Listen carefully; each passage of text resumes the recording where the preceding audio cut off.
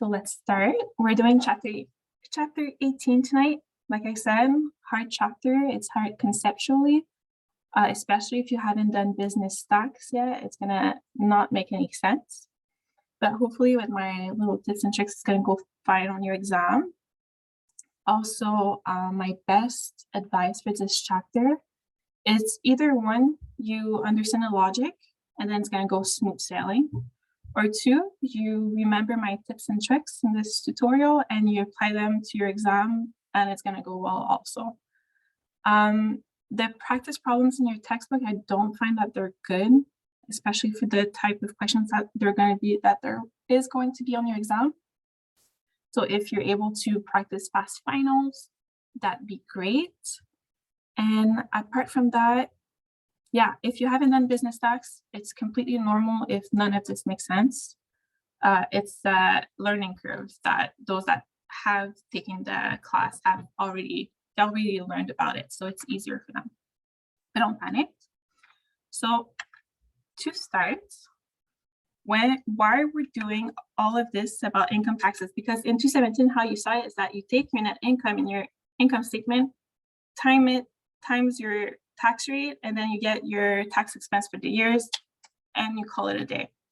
But in reality, what happens is that you have two income in a business. You have your accounting income, which is what you see on your income statement, and you have your taxable income, which is what you see on your tax declaration. Difference between the two is that your accounting income is determined according to your IFRS or ASPE. It's your income on your net income, and provide useful information to the users of your financial statements. The taxable income is found on your tax declaration. It's based on the Income Tax Act. So in Canada, it's the Canadian Income Tax Act. And it calculates the amount of taxes that are going to be paid for the year. So you're not taking your accounting income times your tax rate anymore. You're using your taxable income times your tax rate to find the amount of money that you owe to the government for the year. So these two are going to be different, and they're different because financial accounting and tax don't use the same basis to do the transaction. Under financial accounting, it's under an accrual basis. So you have the matching principle. You match your revenues and expenses for the year. So for example, if I received a paycheck on January 5th, 2021 for the work hours I did in December 2020, the company is going to register my salary as an expense in 2020 because I did the hours in 2020. Whereas under tax, they're looking at the transaction on a cash basis. So since I was paid on January 5th, 2021, that expense is going to be in my tax declaration in 2021 because that's when they actually paid me. So that's when they actually took out some cash and gave it to me. This creates differences, right? You're going to have some differences between the two. And those differences are going to be called temporary differences. But you're also going to have things that are called permanent differences. And those differences are caused because tax legislations have some revenues and expenses that are not admissible. These are like rules in the Tax Act that says, okay, you cannot deduct this amount from your revenues, right? You cannot add this revenue to your income for the year. Some examples are dividends from taxable Canadian corporation. So if you receive dividends from these types of corporations during the year, you included it into your accounting income, but you're going to have to deduct them to get to your taxable income for the year because tax laws do not want them in their income to calculate your tax rate. Why? Ask the 440 tutor. I don't know. I don't remember. Other types are proceeds from life insurance policies carried by the company for like the CEO. Fines and penalties cannot be deducted from your expenses for your taxable income. Golf and social club dues cannot be deducted. I think, if I remember, it's 50% only that can be deducted. Expenses related to the earning of non-taxable revenues, stuff like that. You don't need to know them by heart for this class. What you need to know is you want to know, okay, what do I look for in the problem to know my permanent differences? And what you're going to look for in your problems is keywords like non-deductible for tax purposes, non-taxable, or only a percentage is tax deductible, especially with meals and entertainment expenses. It's going to be for 50% most of the time. So you included 100% in your accounting income. You can only deduct 50% based on tax law. So you're going to add back to your income 50% of the expenses. I use add back. You're going to see later, because I feel like I'm going to confuse you if I talk too much in advance. But that's for permanent differences. So permanent differences, they never are going to get your accounting income and your taxable income. They're never going to agree on this, regardless of how many years passes, because under tax laws, unless like there's a modification to the Tax Act.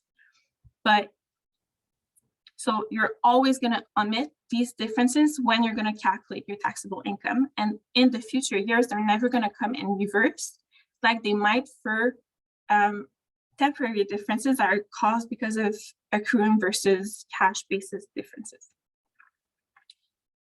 So yeah, the cash versus accrual dilemma causes differences in some revenues and expenses account.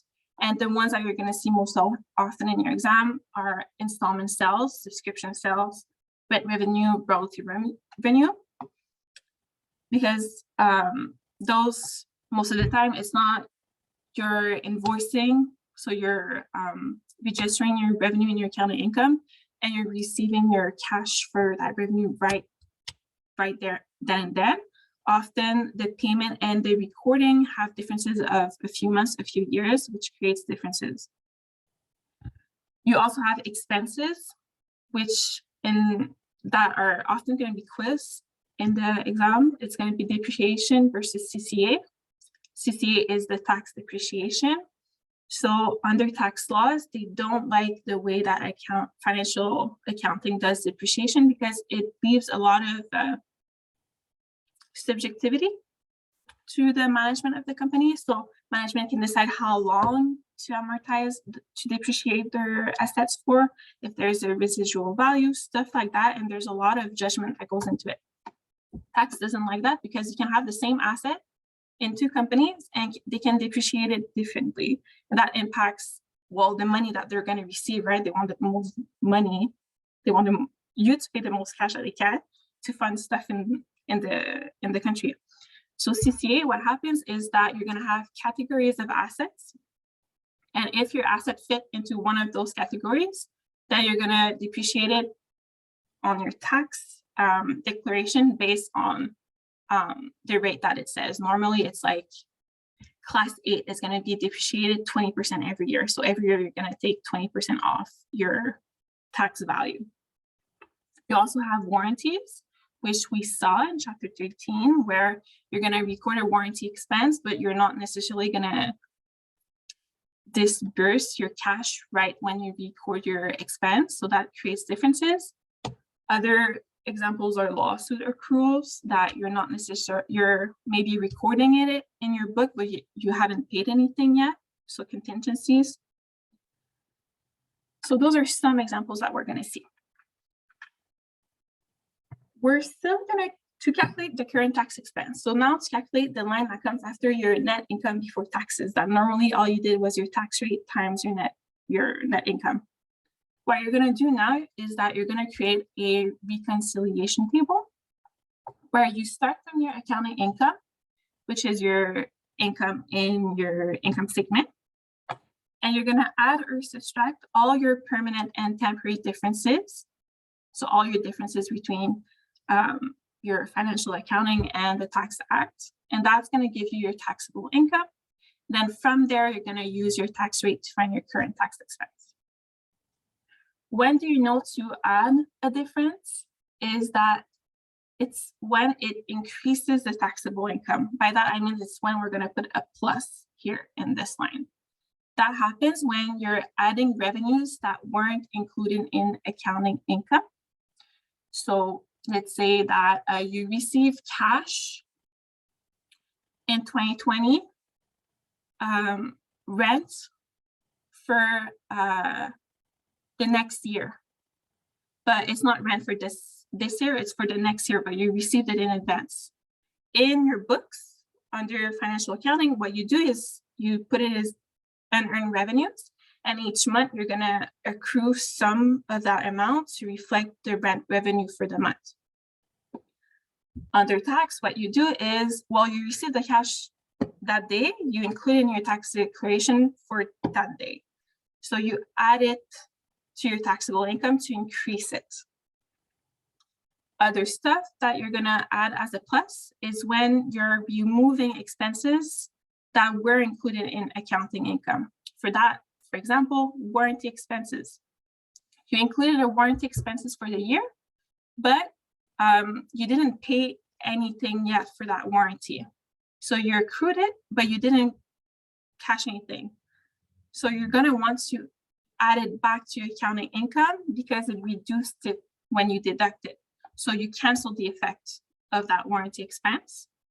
And when you're actually gonna be paying back those amounts, you're gonna come and reduce it in your reconciliation table to show the effect of it.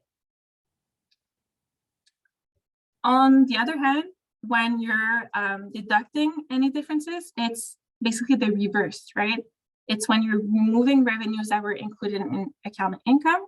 So let's say that you're accrued for subscription sales, for example, you accrued your revenue in advance, but you're only receiving the payment like every year based on the contract. So you didn't receive any cash yet, so you want to remove it from the accounting income because you didn't receive the money, so it inflated your accounting income, but really shouldn't have for tax. And you're going to remove, you're going to also put the differences as a minus when you're adding expenses that weren't included in the accounting income for the period. For that, I'm thinking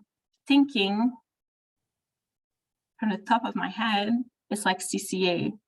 What's going to happen with CCA is that you're going to remove it in your table because you're going to add back your depreciation to remove its effect, and you're going to remove the CCA to actually, that's going to be your actual amount of depreciation for tax. Any questions until for now? No? Okay, so feel free. If you have anything, like interrupt me, it's fine. There's 3 methods. The first one is the taxes payable method, which is only allowed under ASPE. And that's where you take your taxable income that we calculated here, and we do times the tax rate, and that's going to be my income tax expense for the year. So the only account that reflects the temporary differences and permanent differences for the year is the income tax expense. You don't have any other accounts in your statements that reflect the potential impact in the future of those differences. This, I haven't seen it used in the exam, so who knows, but it's there just in case. Then you have the deferred income tax, the deferred tax approach, or the future income tax approach. They're the same logic, it's just different account names. And the deferred tax approach is used in IFRS, and the future income tax method is used under ASPE. Another difference is that under IFRS, all your deferred tax accounts are non-current. And under ASPE, you're gonna have a distinction in your accounts between current and non-current. So you have to keep track while you're doing your transactions. But realistically, only keep track if they ask you to present the balance sheet accounts. If not, it's okay, just do your transaction as normal. So what happens is that you're gonna adjust your balance sheet for the impacts of the temporary differences for future years, because in the future, whatever you did this year that created temporary differences, well, you're probably going to have an impact next year when it reversed, right? So you want to account for that in your statement. So that's when you're going to create either a tax asset or a tax liability. I'm going to use deferred tax and deferred tax liabilities because that's what comes to mind more easily. But also know that under ASPE, it's future income tax asset and future income tax liabilities. So yeah, IFRS, you're going to have a deferred tax asset or a deferred tax liability. And you're also going to have in your your income statement, a deferred tax expense or benefit. So expense is when it increases as a debit, and benefit is when it increases as a liability. So that's going to be like your other leg of your transaction when you do that. Under ASPE, same logic, you have an asset and liability account, and you have an expense account that increases as a debit and a benefit account that increases as a credit. Did I say liability before? So the benefit increases as a credit. Both are the same logic, just different account names. So the goal for this method is that your deferred tax expense plus your current tax expense, which are going to be in your net income, your income statement, is going to be equal to your tax rate times your accounting income minus the permanent differences. So that's not the case under the taxes payable method that we saw first, because we don't have a deferred tax expense account. I have a question. Yeah. Deferred tax expense plus the current tax expense equal tax. Is it the same scenario when the tax rate change year after year? Yeah, what's going to happen when your tax rate changes is that you're going to come and adjust your deferred tax accounts to reflect that change in tax rate. So if it increased by 5%, what you're going to do is that all your deferred tax accounts, you're going to increase them by 5%. So if you have a deferred tax asset, you increase that balance by 5%. If you have a deferred tax expense account, you're going to increase that by 5% also.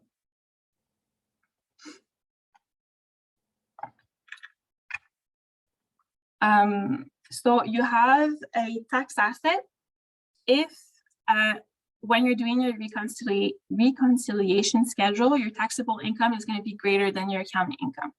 So you're going to be paying more taxes this year because of your temporary differences, but less taxes in the future when they're going to be reversed. You're going to have a liability when your taxable income this year is smaller than your accounting income for the year. So you're paying less taxes this year, but you're going to be paying more taxes in future years when those temporary differences reverse. So those can be rule of thumbs, right? If you see that your taxable income is greater than your accounting income, okay, I have an asset. Taxable income is smaller than your accounting income, okay, I have a liability. So I kind of summarized it here, but if we're looking on expense side of transaction, so your expense under accounting versus what you actually paid under tax, if the expense that you had for the year were smaller than what you paid, that means that you're going to have to deduct some expenses even more to get to your taxable income. So that means that you're reducing your taxable income. You're going to get a liability. If your expenses for the year are greater than what you paid, that means that you're going to remove some of your expenses to get to your taxable income. So that means that you're increasing your taxable income. So you're going to be paying more taxes this year, like less taxes in the future. So you have an asset. Reverse logic for revenues, because revenues increase as a credit instead of a debit. So if your revenues under accounting for the year are greater than the cash you collected for the year, that means that you're going to be reducing your taxable income because you're going to have to remove some of those revenues so that you're paying less taxes this year, more taxes in the future. That creates a liability. If your revenues for the years are smaller than what you collected, that means that you're going to be adding back some revenues for the year to get to your taxable income, paying more taxes this year, less in future years. That creates some assets. Don't have to remember everything that I said, if the sum of all your temporary differences is positive, that means that you're increasing your taxable income for the year. That creates an asset. If the sum of your temporary differences is negative, that means that you're reducing your taxable income. That creates a liability. Any questions?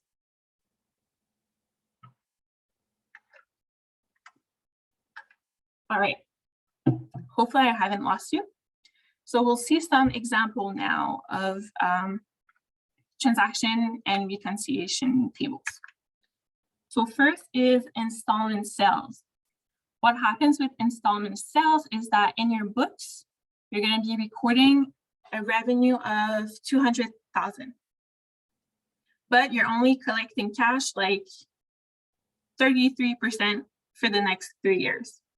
So under accounting, you include the full $200,000 for the year, and in the next 2 years, you're not including anything. But under tax, well, you're gonna have to remove that $200,000 and only include the 33% of cash that you paid for the year. In the next year, you're gonna want to include the 33% of cash that you paid. And in the next year, you're gonna want to include the 33% of cash that you paid. So that creates a difference. And at the end of the 3rd year, well, everything got paid and the full temporary difference got reversed and your impact should be 0. So the example here is that there was installment sales in 2021, giving a profit of 60,000 for ACCO purposes in 2021. So your net income includes 60,000 due to installment sales. But you only collect 20,000 per year through 2021, 2022, and 2023. And you have a tax rate of 30%. So your accounting income for each year is 250,000. But the 250,000 for 2021 includes the 60,000 that was recognized for accounting purposes. But in 2022 and 2023, it doesn't recognize anything that went on with this transaction. So what you're going to want to do in 2021, you want to come and remove the 60,000 that was recognized. And you're going to want to add only the 20,000 that was paid for the year. So that creates a temporary differences of minus $40,000 for 2021. So you're going to come and reduce your accounting income by $40,000 to get your taxable income of $210,000. Then in 2022, nothing was recorded in your accounting income due to that sale, but you paid cash $20,000. So, no, you received cash, sorry, $20,000. So under tax, you should be recognizing $270,000 because that's how much cash you received during the year. So you want to come and add it back to your accounting income to get to your taxable income. So that creates a temporary differences of 20,000. Then in 2023, same thing happened as 2022. So you want to come and add back your 20,000. And we're at the end here, right? So if we add this line up together, it creates an effect of 0. So the difference got reversed. And tax and financial accounting are now the same. The transactions that you're going to do, hopefully it's not too small. For 2021, you're going to have your current tax expense. So that's the amount that we find with your taxable income times the tax rate that was 30%. So that creates $63,000 as a current tax expense. You're also going to have a deferred tax expense, which is your temporary differences times 30%, your tax rate again. It is well, I should have maybe looked more at the fact that I created a tax liability, because it creates a tax liability because it reduces your taxable income. So you're paying less taxes this year, but in future years, well, it increases, right? So you're paying more taxes in future years. So that's a liability because you're going to be owing more in future years. So the second leg of the deferred tax expense is a deferred tax liability for the same amount, and for your current tax expense is the income tax payable for $63,000. For 2022 and 2023, you again have your current tax expense, which is your taxable income times your tax rate, and your income tax payable of the same amount. Then what happens here is, since you already set up your deferred tax account and it goes the other way, now you're adding it back instead of deducting it, you want to come and reduce the account that you set up the first year. So you want to come and reduce your liability by the amount of your temporary differences times your tax rate. So here, I debit my liability by $6,000, which is my $20,000 of temporary differences times my tax rate. And that creates a deferred tax benefit of $6,000, which is going to be a credit in your income tax section of your income statement. For subscription sales, it's the reversed. You receive the cash in advance, but you only recognize it in your books later on. That happens, top of my head, is rent. Maybe like subscription for Netflix could be the same. Like Netflix probably has some subscription sales that cause some temporary differences. Anything that is a subscription. So what's happening is that you're receiving the cash in advance. So under tax, you should be including it in your income as soon as you receive the cash, but under accounting, well, you're only recognizing it when you do the service to the client. So for this example, the subscription sales in 2021 was $60,000, and it was recognized in the accounting income for it wasn't recognized in the accounting income for the year. Only $20,000 was recognized in the accounting income, for 2021, 2022, and 2023. And your accounting income was of $250K each year. So what's happening here? In your accounting income here, you have $20,000 due to the subscription sale. You have $20,000 due to the subscription sale. $20,000 due to the subscription sale. Tax doesn't want the $20,000 here, doesn't want the $20,000 here, would want the $60,000 full on here because that's when you receive the cash. So what they're going to do is in 2021, they're going to add back $60,000 to the accounting income, and they're also going to deduct the $20,000 because this was already included in your accounting income. So they add back $40,000 to get to the taxable income of $290,000. In 2022, you have $20,000 that was included in your accounting income, but you didn't receive $20,000 cash. So they want to come and remove it to get to the taxable income for the year. And same thing for 2022. So for 2021, you're going to have your current tax expense, again, $290 times 30%. And since here the temporary differences is positive, it increases your taxable income. Paying more taxes now, less taxes in the future. It creates a deferred tax asset of $12,000, which creates a deferred tax benefit of the same amount. For 2022 and 2023, you're going to come and reduce the deferred tax asset by the temporary difference times the tax rate and your current tax expense as was calculated before.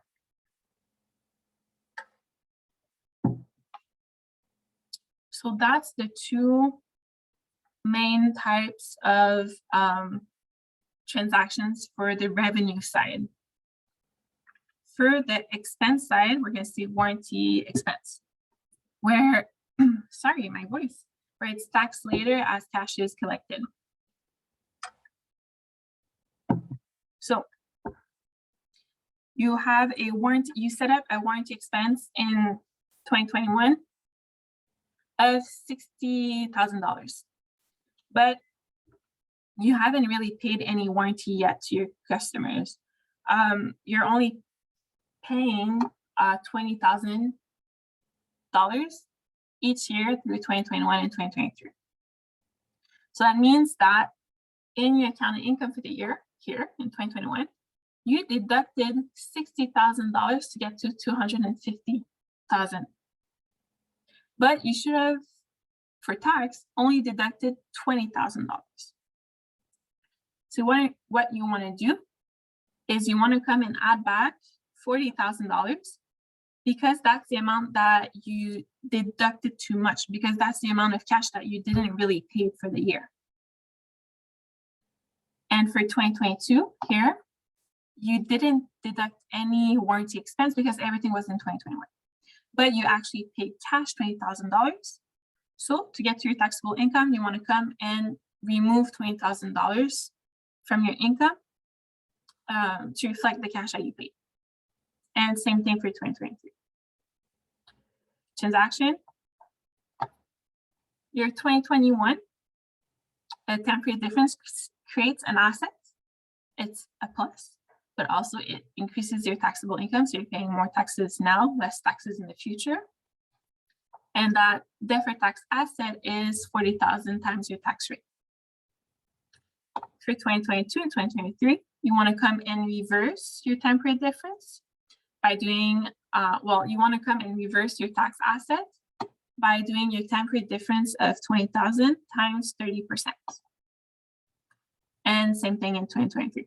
So your deferred tax asset should be at the end of the 3 year of 0 for your warranty expense. Then you also have the depreciation versus CCA. You can look over this table to get it a little bit more. But just how I do it is that I always add back my depreciation and then remove my CCA. So I always do plus whatever depreciation amount I had in my books for the year. And then I remove the CCA amount that is given in the problem. So that's less confusing in my mind if I do it on 2 lines instead of trying to combine both. But this is the example of the coordinator, Trevor, to show that at the end of like the CCA and amortization, well, it should both should get, you shouldn't have a difference between the two at the end of the life of the asset, whichever is longer under depreciation of CCA. That's it. Ooh, I thought I had more. I had the current, hold on. I think that my PowerPoint, I didn't get the right version. I have a question. How is that CCA going down? Like by what number? Here, so here in this instance, you have an asset of 100,000. So, oh, you mean when I'm doing the? No, it's just this one, just this one. Oh, just this one? All right. So under in your books, you took depreciation of 12,500. No, 12,500. And but under tax, you should have taken 20,000 in depreciation. Yeah. So what you would do is to get to your taxable income, you would add back the 12,500 that you deducted from your accounting income, and you would remove the 20,000 to get to your actual taxable income. So that would create a difference of 7,500, which would be it would be smaller, so it decreased your taxable income. So it would create a liability of 7,500 times the tax rate. Is that clear?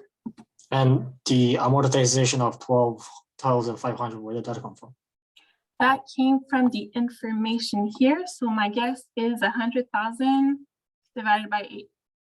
Divided by 8. Oh yeah, okay, yeah, that makes sense. Yeah, and then the CCA was 100,000 times 20%. Yeah, but then year 2 it's 16,000. It's like it has to have that 16,000 come from. Yeah, the 16,000 it's year 2. So your book, well, your tax value of the asset on year 2 is that your 100,000 minus the 20,000. So that gives you 80,000. And if you do 80,000 times 40%, you should get to 16. But again, this won't be on your exam. It will be on your exam if you're taking 440, but not not in this class. They're going to give you the amount for the year.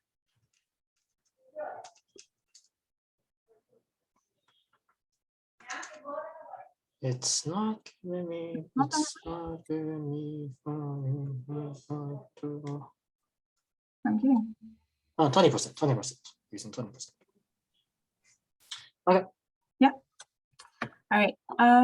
So I'm just downloading my PowerPoint that I posted in Facebook last semester. I don't know what happened to the version I have right now, because we also have we have the change in the tax rate, and we also have the loss carryovers.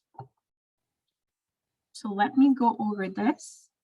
So like I think it was Rafi asked me at the beginning of the tutorial, there could be change in tax rate that happens from year to year. So in 2021, my tax rate could be 25%, and then 2022, my tax rate is 30%. So how do you account for that for your tax accounts? So when a change in tax rate occurs, you're going to have to come and adjust your deferred tax accounts for the change in percentage of tax rate. So in my example, it was a change of 5%. So I want to come and adjust all my deferred tax accounts by 5% to record the impact, because those accounts reflect the future tax transactions that are going to occur. So you want them at the future tax rate. Now, what happened if you're in 2021, your tax rate in 2021 is 25%, but you know that in 2022, my tax rate is going to be 30%. Do I do all my transaction for my deferred tax account as 25%, and then I adjust for them next year, or do I right now do all of them at my future tax rate? I don't know if that was clear, but if you know in this year, while you're doing your transaction, that your tax rate for the future year is going to be different, all your deferred tax accounts are going to be accounted for at your future tax rate. So all my deferred tax account that I calculated earlier at the current tax rate, because, well, it didn't change in future years. Well, now instead of doing like times 30% here, if I know that in 2022 it's 35%, I'm going to do times 35%, because in the future my tax rate is 35%. But if I don't know in the current year that my tax rate in the future is going to change, well, what I'm going to do is, as soon as I know of the tax change, I'm going to adjust all my balances of the previous year of my deferred tax account to reflect the new change. So I'm either going to increase them by the percentage of differences or reduce them by the percentage of differences. So an example here, you have a sum of temporary differences of $10,000. So that is a deferred tax asset. And in 2021, my tax rate is 25%. And in 2022, my tax rate is 30%. So if I know in 2021 that my tax rate in 2022 will be 30%, I'm going to account for my deferred tax asset at 30%. But if I don't know that my tax rate changed in 2021, what I'm going to do is, I don't have my 2020 transaction here, but I would have a deferred tax asset of $2,500 in 2021. And then in 2022, when I know the tax rate change, what I'm going to do is I'm going to come and increase that balance by 5%. So by $500 to get to $3,000 in my deferred tax asset account. So in the problem, they're going to tell you either if the tax rate were enacted, when the tax rates were enacted, ENACTED, and based on that, you're going to be able to know if you need to use the current tax rate, future tax rate, what tax rate do I use. Then you also have loss carryovers. So loss carryovers are a thing that happens in tax. That happens when your taxable income is negative for the year. So you're not paying any income taxes, that's for sure. But also, the tax laws allow that your amount of taxable income can be applied against taxable income of the 3 previous years or up to 20 future years. So let's say I had an income in, well, we're in 2022. I have a taxable loss of 20,000. But last year I had a taxable income of 30,000 and I paid taxes on that 30,000. What I can do is I can say, okay, let me take my loss from this year, apply it to my taxable income from last year, and get back the money from the government.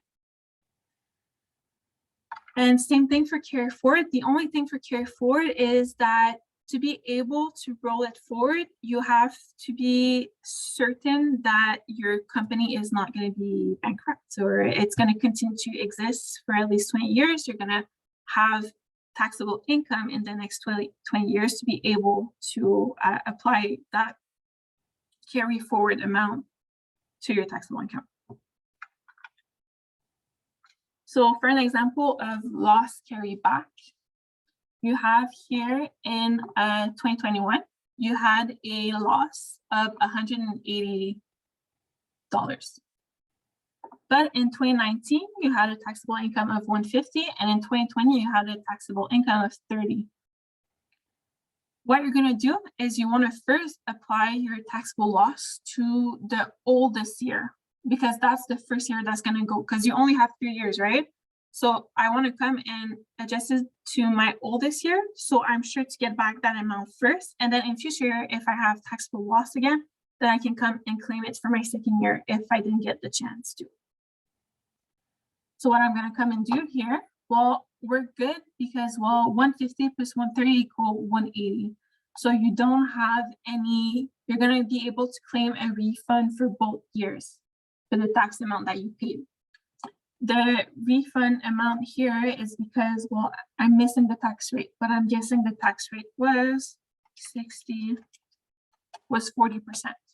So there was a tax rate of 40%.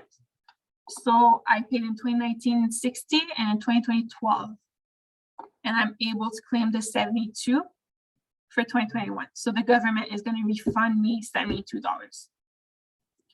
And so the entire 2021 loss was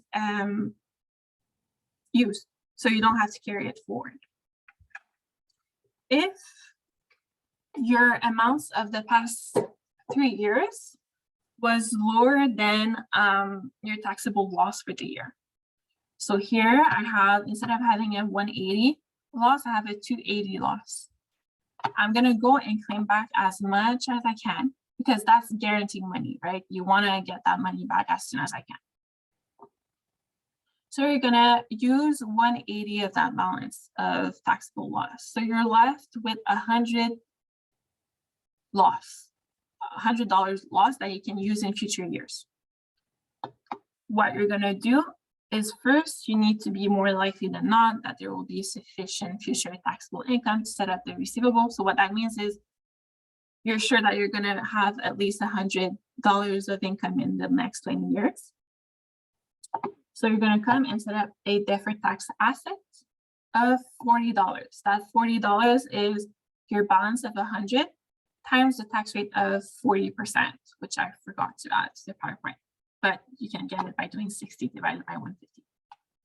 And you're going to have a deferred tax benefit of $40. So that deferred tax benefit, remember, it's a credit account that comes against your current tax expense. So that comes and reduces your income tax expenses for the year. And then what are you going to be using your loss carry forward?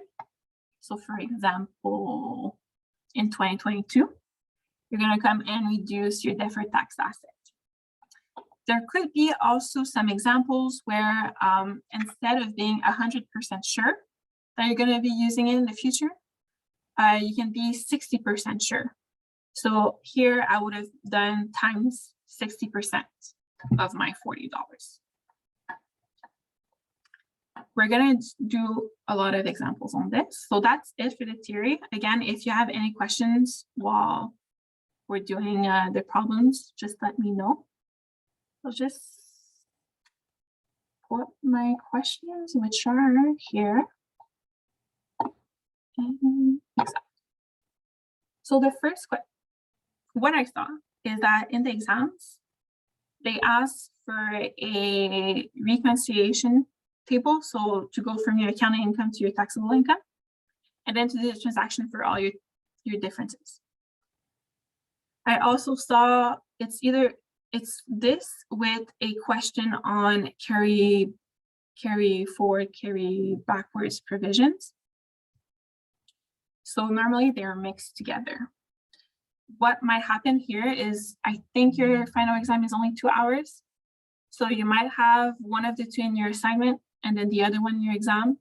You might have both in your exam, even though you had them on your assignment. So just be ready, but normally that's what I saw in the exams. First question is a reconciliation table with the journal entries. So Blue Haven Inc., a boat manufacturer located in Sherbrooke, Quebec, adopted PE-GAAP upon its incorporation for its accounting policies and accounts for its corporate income tax using the future income tax method. The income tax rate for all years is 30%. In 2010, a loss for tax purposes of $156,000 was incurred, of which $126,000 is available to carry forward to future years, and is more likely than not to be fully realized in the loss carry forward period. The following data for the first 2 years of operations follow. Then they give us for 2011, 2012, the pre-tax accounting income. They give us the info for timing differences and permanent differences. So we have differences due to a warranty expense. So we have the amount that was recorded in the books, so under financial accounting, and we have the actual payments of warranties for the 2 years. We also have a rent revenue collection. So in your books, you collected cash in advance, $12,000, but in your books, you only recognize $6,000 each year. You have installment sales, which here is the amount that was included in your accounting income, and this is the actual amount of cash that you receive. And then you have a fine that's due to unlawful dumping included in the accounting income, but it's not tax deductible. So that's $35,000. So first, they're going to ask compute income taxes payable for 2011, 2012, and prepare the appropriate journal entries to record these amounts. So they want to know what is my current tax expense for both years.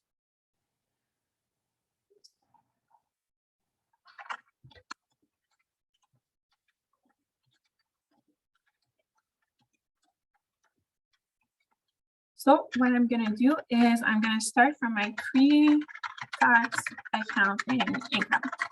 Important here that it is the pre-tax accounting income. If for some reason they give you like post-tax and they tell you like how much they recorded for now before they got the actual amount, you need to remove the tax amount that was put in the books and to get to your pre-tax accounting income. So for 2011, that amount was $160,000, and for 2012, it was $205,000.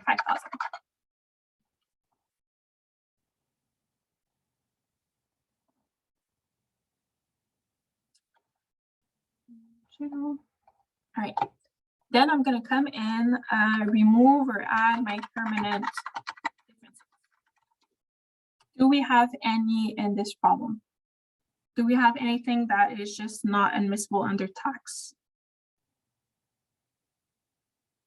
Anyone want to take a guess? Yeah, for fine. Yeah, the fine, exactly. Yeah. So the only permanent difference that we have is the fine.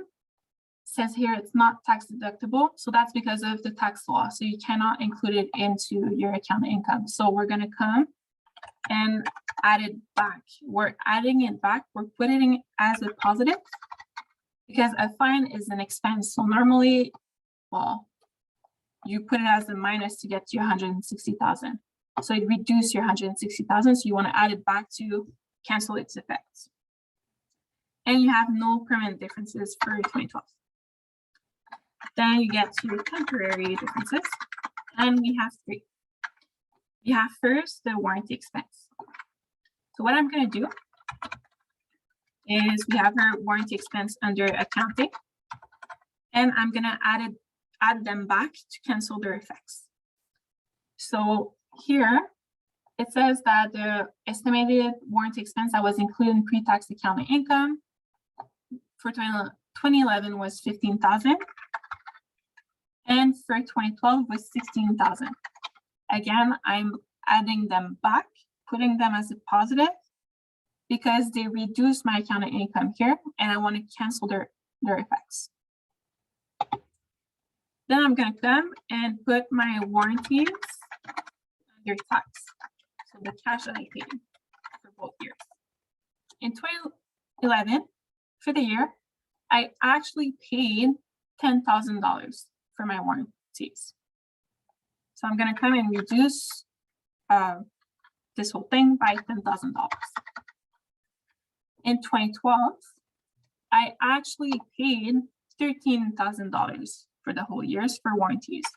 So that's what I'm going to come and reduce from my 2012 amounts. Then we have our rent revenue. So on the accounting side, we recorded $6,000 each year. But I'm going to come and remove that effect from to get to my taxable income. So I'm going to remove the $6,000 rent revenue that was recorded in 2011, and I'm going to come and remove my $6,000 that was recorded in 2012 to remove its effect from the accounting income. And I'm going to come and deduct my rent revenue under tax. So that's the cash I received. And I received $12,000 in 2011. So that comes and increased my taxable income for the year. All right. Then lastly, I have my installment sales. I'm going to do the same thing. I'm going to remove the effect of the financial accounting, and I'm going to add the effect of my cash installment sales. Installment sales under accounting, it was 175. So I'm going to come and remove 175 because it was recognizing revenues. So it increased my income. And for 2012, oh my God, it was 230,000. And the installment sales cash that I received for the year was 65,000 in 2011, which increases my taxable income. And it was 195,000 for 2020. 2012, I have such a hard time, I don't know why. Which is my those two lines here. So that it should be 185. Oh, you're right. Thank you. Yeah, you're right. Thank you. So then I can calculate my taxable income because I have no more temporary differences. So my taxable income is going to be the sum of every adjustments that we've done since my pre-tax accounting income. And the same thing here. Then I have my tax rate, but well, normally you have your tax rate, but in this problem, they included a loss for tax purposes. So that means that you have a loss carry forward, sorry, that you need to take into consideration because it could impact your taxes for the year. You could not have any taxes to pay, or it can come and reduce the amount of taxes that you're going to pay for the year. So the amount of loss carry forward that we have is 126,000. So that amount covers fully my 96,000. So I'm going to come and reduce my taxable income by 96,000, which leaves me with a balance of loss carry forward of 30,000, which I'm going to come and use for 2012 to reduce my taxes. And my carry forward is now of 0. Then I have my tax rate. My tax rate for both years is 30%.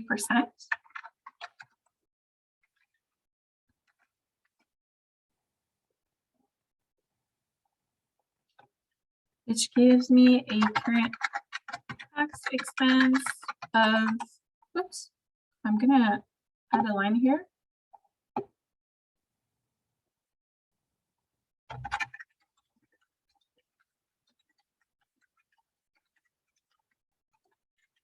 I'm just gonna add my taxable income and my loss carry forwards to the balance I have left. So because of the loss carry forward in 2011, I have no taxable income. So I'm going to be paying no taxes for the year. In 2012, it reduced my taxable income to 127,000. So I'm going to be paying taxes at an amount of 38,100. You should put the net income of 88,900 at the end. Sorry? Like the net income after taxes. Oh, here? Well, No, the last, yeah. Here? After that, after like 127 minus 3,800. Yeah, that, oh, they asked for that in your class? No, I just did it. I don't know if they asked. You know what it is. We're gonna do the income. Oh no, we're not. We're gonna do the income statement after, so you're gonna see it. But he's right. Your net income on your income statement after is gonna be 0. So it's your taxable income minus your current tax expense. And for 2012, it's the 127,000 minus your tax, which is 3,100. But also here, it's not taking into consideration the transaction that we're going to do for our temporary differences. So the amount is going to be a little bit different in our books. Even then, it's not even that. It's going to be like my pre-tax accounting income minus current tax expense. Yeah, that amount is not going to be what you're going to be putting in your statement. So I'm just going to remove it and I'll explain it when we get to there. So after all the journal entries. So we're doing the journal entries for the income taxes payable for the years. So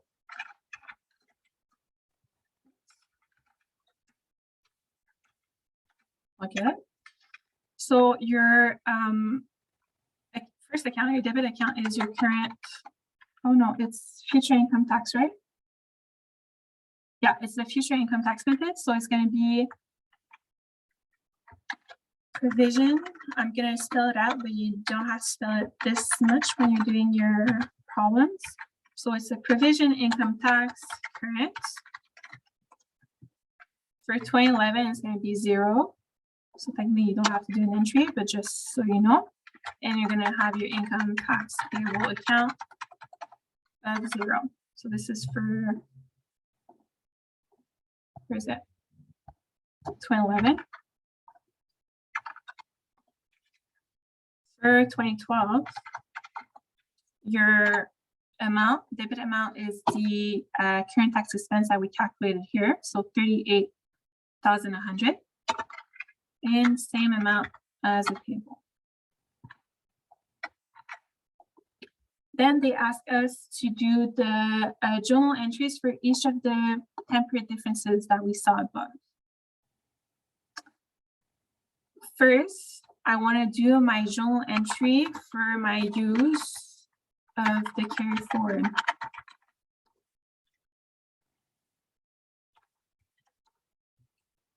So what happened here is that I reduced my provision income tax future, and I decreased my future income tax asset. I already set them up when I had my loss, and now I'm decreasing them for that year, for 2011 and for 2012. So transaction is, I'm going to use the short transaction just because it's faster. So here it's provision income tax future, and Don't pay future, income tax expense. I mean, it is an expense technically. Do they use in the class expense instead of provision? I'm not 100% sure, but yeah, that's okay. The provision that I'm talking here, it goes in your net, well, in your income statement. So Because you will decrease, like you will credit an asset, right? yeah. Yeah. So it's an expense. Yeah, you're right. So it's the debit account in your income statement. The amount in 2011 is the 96,000 that we used here times the tax rate of 30%. And for 2012, it's the amount that we use here. So the $30,000 times the tax rate of 30%.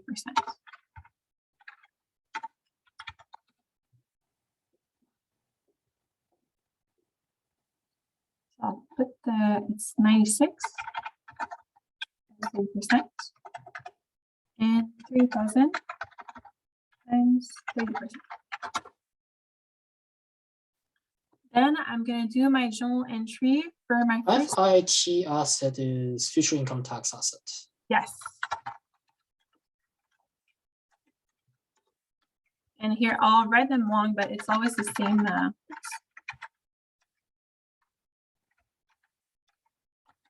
Provision.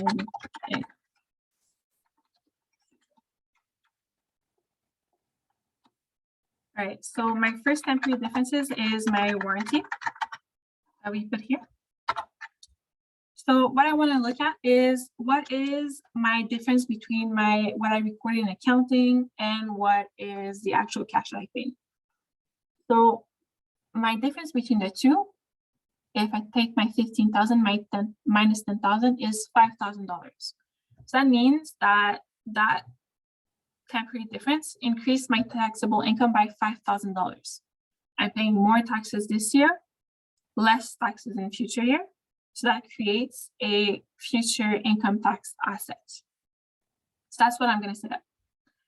The future income tax asset amount is going to be my difference of $5,000 times the tax rate of 30%.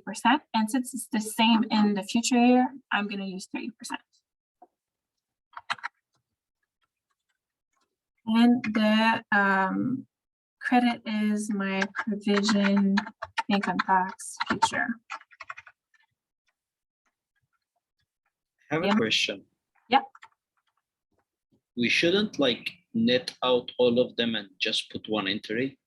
Yeah, I actually suggest you during your exam to do them, to net them all. But if I just put 5,000 here, instead of like show the difference between two, it might have confused some people. So that's why I did it the long way. But if you just put like warranty and 5,000. I just net all of them out, like yeah, from warranties. Okay. Yeah, that's fine. That's actually like you're going to go faster if you do it that way. So my amount is 5,000 times my tax rate of 30%. And same here for 2011. For 2012, my difference between the two is again a 3,000 positive. So it's again an increase to my asset. So that's same account, same transaction, but the amount here is going to be $3,000 times 30%.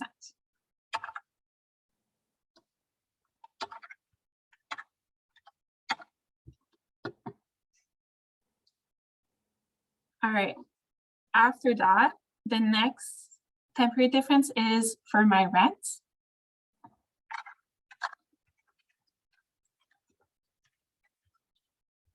So my difference in 2011 between the two is plus 6,000. That's an asset because it increases my taxable income. So I'm gonna do a future income tax asset. And it's gonna increase my provision income tax future. And that's gonna be 6,000 times 30%. For 2012, the difference between the two is minus $6,000. So what's happening here is, well, I'm gonna come and reduce my asset because I'm now like, the difference is now negative. So I'm reversing the impact of the difference in 2011. So I wanna come and reduce my asset account. So it's gonna be, you're gonna come and reduce your sub account provision income tax future and reduce your future income tax assets by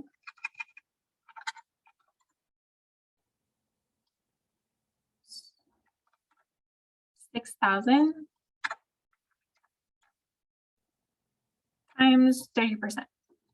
So same amount as we did earlier. And now, well, your temporary difference was temporary and it got fully reversed. So you have no more impact at 2012 from that difference between your accounting and tax. And finally, it's the installment sales.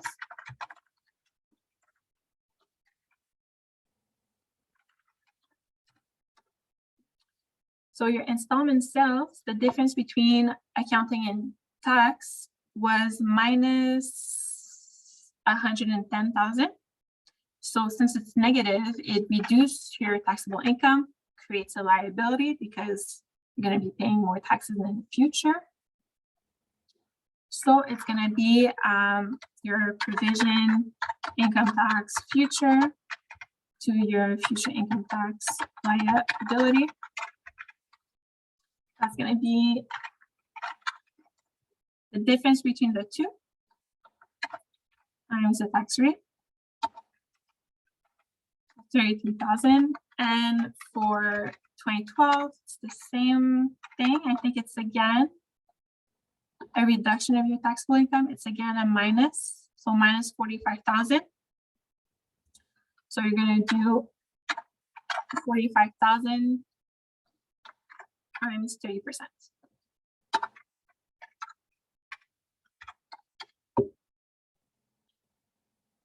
Any questions on the transactions? No. All right. Then they ask us to do the income statement for 2011 and 2012.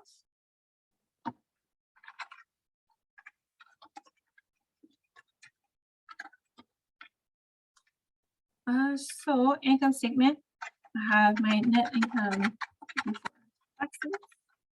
I'm gonna have my taxes, and I split them into, I have my current taxes and I have my future taxes. And that gives me my net income after taxes. For 2011, my net income before tax was my accounting income here of 160,000. My current income tax was 0. And my future income tax was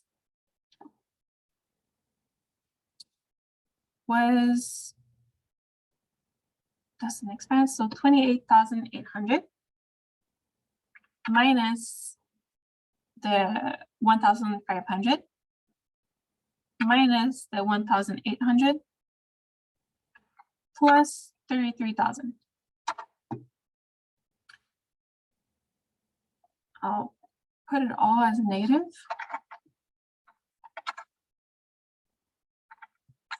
So here, when your provision income tax future is at a debit, it increases your future income tax, and when it's at the credit, it reduces it. So be careful when you're computing it. But also how you could have found it out is by doing your use of carry forward. So doing this transaction, and then to find the impact for all your temporary differences, you could have done the sum here, which was minus 99,000 times 30%. So let's do it here.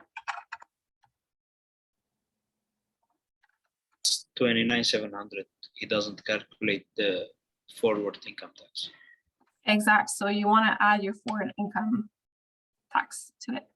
So here it's on the debit side because that's creates a liability. So normally you increase your provision income tax future. So it would be this plus your increase of 28,800. So that gives us the same amount that we calculated here. So if you're like if they don't ask for all the journal entries in your exam, they just ask for the schedule, and then they say like, what's the impact for your taxes? You can just quick way, just do the sum of all your temporary differences times your tax rate. Be careful of when it's in positive or negative, and you have your amount. It's also a good way to like check if you did it right. Like 28,800 isn't like that from previous year. We should add that as a liability. It's already gone. That's No, receivable. no, what happens is that it reduces your future income tax asset. And what's going to happen, if I remember correctly, you're going to reduce your income provision, income tax current from previous year. So that's going to be as a credit, and you're going to have your income tax receivable as a debit. But they don't normally ask for that entry because it's not necessary for that class. So it doesn't come as a credit because it goes against your future income tax asset that you set up in the previous year. So it comes as an expense. For 2012, your net income before taxes was 205,000. Your current, yeah, that doesn't work. Oops, I forgot to calculate this. So it's just your income before taxes minus your taxes. So that gives you a net income after tax of 101,500. For 2012, your net income before taxes was 205. Your current amount of taxes was 38,100. And your future income taxes was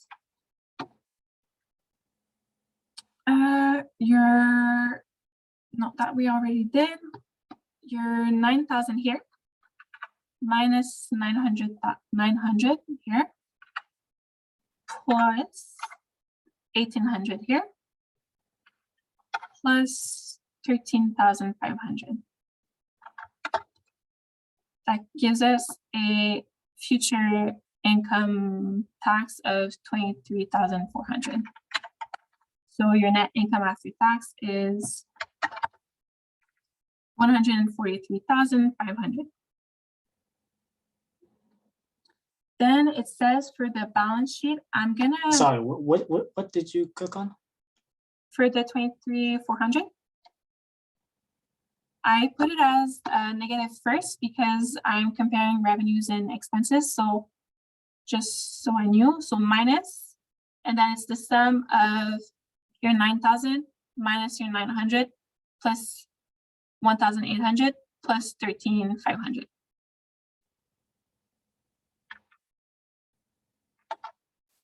So all your transactions that affected that account during 2012.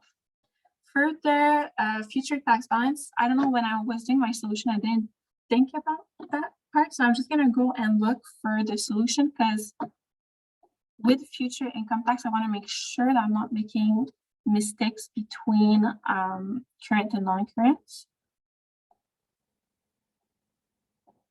Forgive me, it was fall 2012, huh?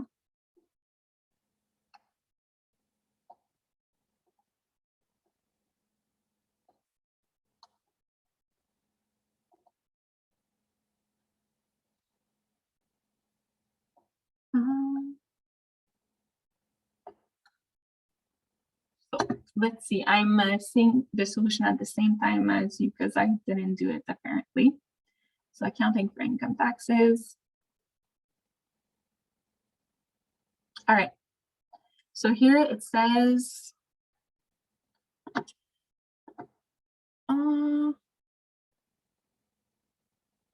for your, all right, so let's do it together. So for your balance sheets, we're gonna do, they're only asking for 2011. So that's the only year I'm gonna calculate for. So I'm gonna do my difference between my future income tax asset and liability. So here, I had my loss carry forward of 30,000. Excuse me again, before we continue, can you tell me how do you get the 58,000? Here. It's the, what's this? So each time the account was used in 2011.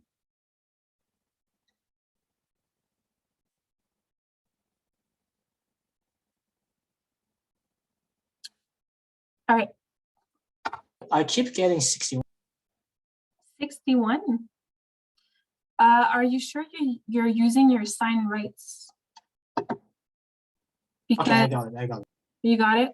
Because that might be your mistake here. So first, what they put in their balance, in their assets, is the loss carry forward balance after we used the 96,000. So they put the $30,000 that was left after we did the carry forward for 2011. They put it at the future tax rate of 2012, which is 30%. So 30,000 times 30% is 9,000. So that's going to come in your balance in your assets. Then for your warranties, you have it split because the warranties are for 3 years. So you have to take into consideration that some of it is going to be for 2012, which we see here, it's only 2,000. And the rest is going to be for, I guess, 2013. So it's going to be 3,000. So if I do in my current 2,000 times 30%, that doesn't work. Should have left it up. 0.9. Oh, is it 13?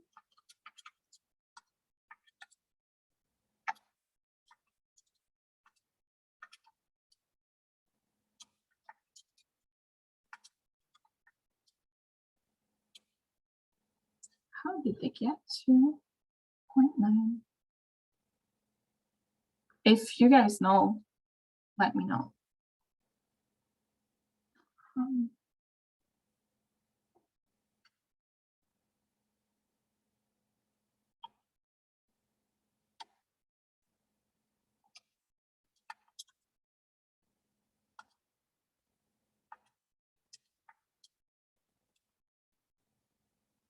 All right, so it's the 1,500 here. From that 1,500, you have a portion that is current and another portion that's non-current. Because we know that next year we're gonna set up a an asset of $900. That's the portion that goes in current. And then the balance of 0.6 is what you put in your long-term assets.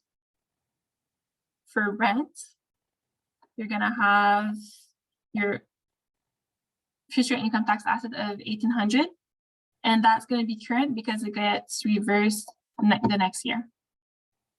So that gives you a balance of 11.7 current and 0.6 long-term. For your liabilities, you only have your installment sales here, and it's all current.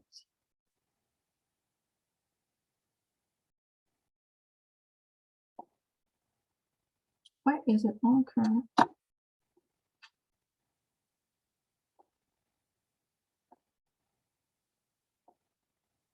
Oh, it's all current because you collected all the balance in 2012.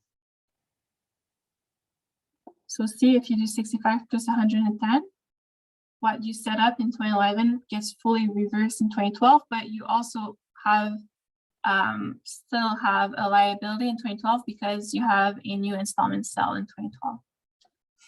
So the amount that you set up in 2011 is fully current. So that gives you liabilities of 33,000. Hope that was clear. If you want to just take a screenshot of this, or you can like message me and I can send it to you. The 30K come from where? Sorry? The 30K come from where? The 33K here? No, not the 33K, the 30K, the first one. Oh, here?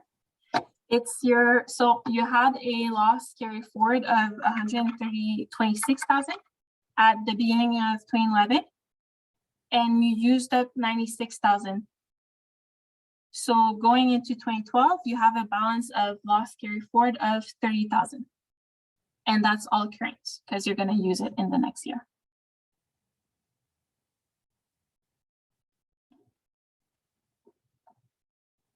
All right. So that's it for question 1. If you guys have any questions, I'll stay on it for a little bit.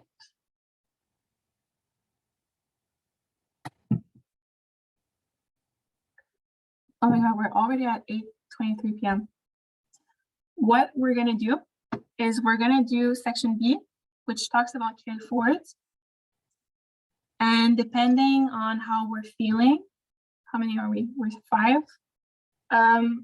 If you guys, we can either continue and do the 2 other problems, which are the same as what we just did, but with different amounts. Or I can post a solution on the Facebook group, depending on what you want. So for section B, for question 2, Farmer Co. Inc. experienced a loss in 2010. A permanent difference, a non-tax deductible 16,000 fine, was considered in the calculation of the 2009 taxable income. The company reported taxable income loss for 2009 through 2012 as follows. So you see there was only a loss in 2010, and there was also a change in tax rate between 2010 and 2011. All the tax rates were enacted in 2009. So you knew in 2009 what my future tax rates were going to be. There was no other timing differences or permanent differences in 2009 through 2012. The company reports under ASPE, and they use a future income tax method. So then they ask us to prepare the journal entries to record the income taxes for the years 2009 through 2012, assuming the company met the requirement of more likely than not to generate sufficient income taxes in the carry forward period. So I'm going to do my first transaction for 2009. And it's just going to be the transaction to get my current tax expense. So like we did in question 1, the account is going to be provision, income tax current, and it's going to come and credit my income tax payable. The amount is going to be my taxable income of 16,000 times 34%, because that's the tax rate for 2009. And that's it for 2009. because you have no impact yet of the loss for 2010. Then in 2010, you have your taxable loss. So first, what you're going to want to do is you're going to want to apply it to your 2009 income. And if you still have a balance, you want to forward it to 2011 and 2012. So first, we're going to apply it to 2009. So I have a balance of 64,000, right? That's my taxable loss. My taxable income for 2009 is 16,000. Whoops. So I can fully get paid back my taxes that I paid for 2009. And I'm going to have 48,000 of carry forward amount for future years. So what I'm going to do is my income tax recoverable is going to be the amount that we calculated here. So that's the first thing you calculated. So that's for 2009. And then I'm going to create a future income tax asset for Convertible or receivable? It was recoverable in the solution. But it's an old solution. So receivable, it's the same thing. It goes at the same place in the balance sheet. So there's no really difference. You can use receivable. Yeah, so your future income tax asset is going to be your 48,000. So your balance that you're carrying forward, and the tax rate is not going to be 34% like the tax rate of 2010, because you already know that your tax rates for 2011 and 2012 is 37%. So instead of doing an adjustment entry in 2011, you're going to just adjust for it right away. So I'm going to do times 37%. That gives me an asset of 17,760. That's the 48K times 37%. Also, I used 37% because they knew in 2009 and they knew in 2010 that my income taxes rate for the both following years was going to be 37%. If they did not know in 2010, well, they can't really predict their future tax rate, so they would have used 34%.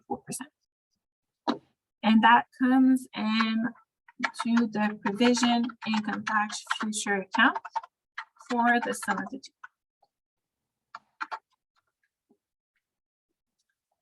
For 2011, you have a taxable income. So first, you want to use as much of the carry forward as you can on it. And if that doesn't cover the full amount of income, then you want to calculate your taxes. So I had a balance of 48,000 that I carried forward. My income for 2011 was 40,000. That means I can use the carry forward for the full amount of taxable income for 2011. So I won't have to pay any taxes for the year. How you're going to account for it is you're going to come and reduce your provision income tax future. And you're going to come and reduce your future income tax assets by 40,000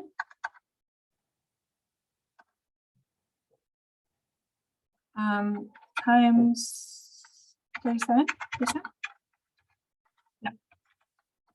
So it's going to be 40,000 times the tax rate of the year. So you're not using the future tax rate here, you're using your tax rate for the year, because this is technically the amount of taxes that you should have paid, but you're not paying. And you have still a balance of 8,000 for 2012 that you can use against the taxable income. You don't need to do a journal entry for this one because you already did it in 2010 when the loss occurred. So for 2012, I'm going to first see, can I apply my full taxable income against the carry forward, which the answer is no.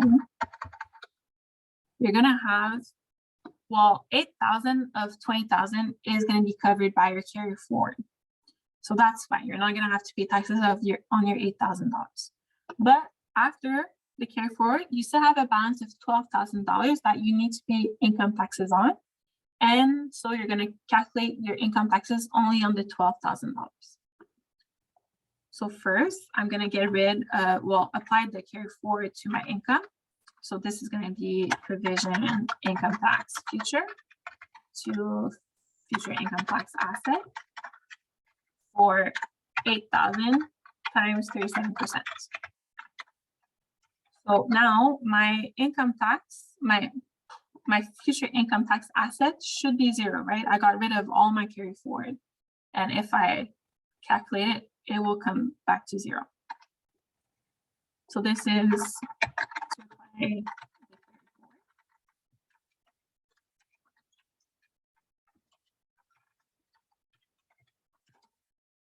And then I'm going to have my income taxes for the year, which is going to be 12,000 times 37%. Exactly.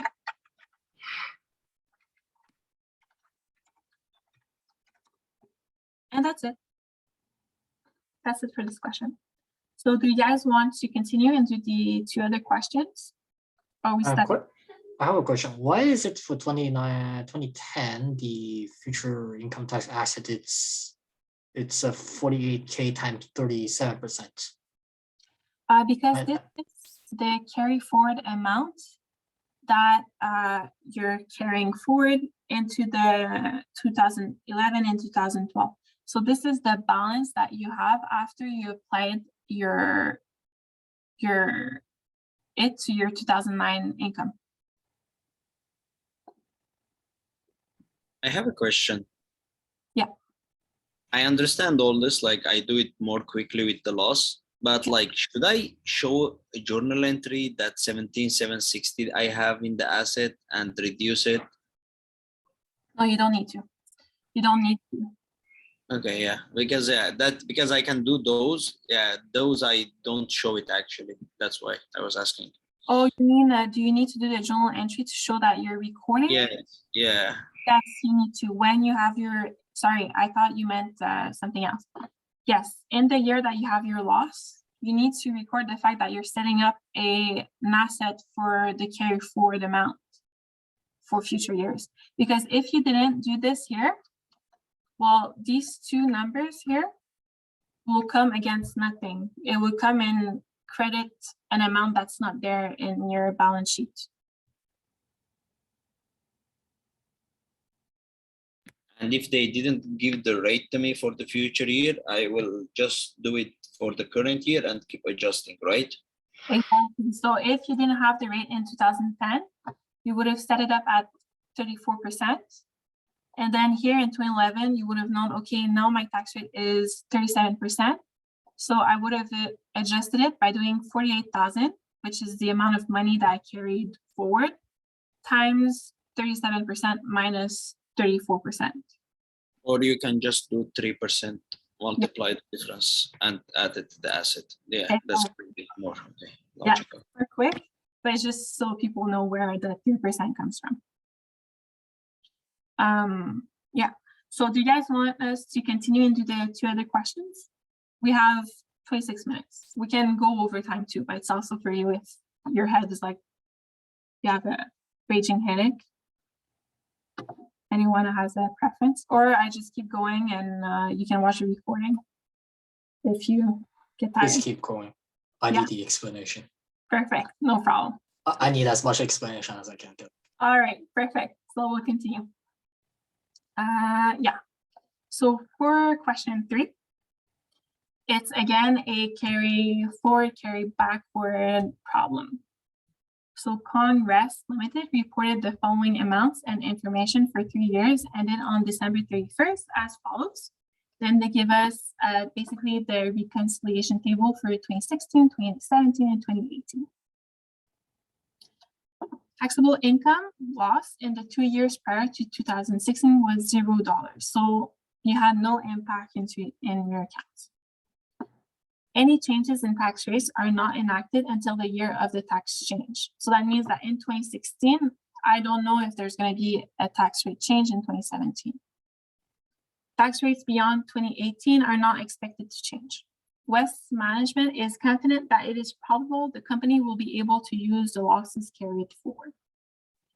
So first, they ask us to prepare the journal entries to record only the loss carry back and or loss carry forward for the years 2016 to 2018. Journal entries for the timing differences related to PP&E each year are not required to be made by you. So we're not gonna look really, we're only looking at this line here. And I guess this line too. For this problem, they don't say if they follow IFRS or ASPE. I'm going to use IFRS because, well, we've used ASPE here and we use a future income tax method for both problems before. So I'm going to use now the deferred tax method. So you see the difference between the two. So for 2016, they're only asking us to record the entry for the loss carry back and or loss carry forward. 2016, they're not asking us to do the transaction for the current tax expense. So I kind of don't care about that. So for 2016, there's going to be no journal entry because there's no, you have your current tax expense, which you could put, it would be like income tax expense, IT payable, but it's not required for the problem.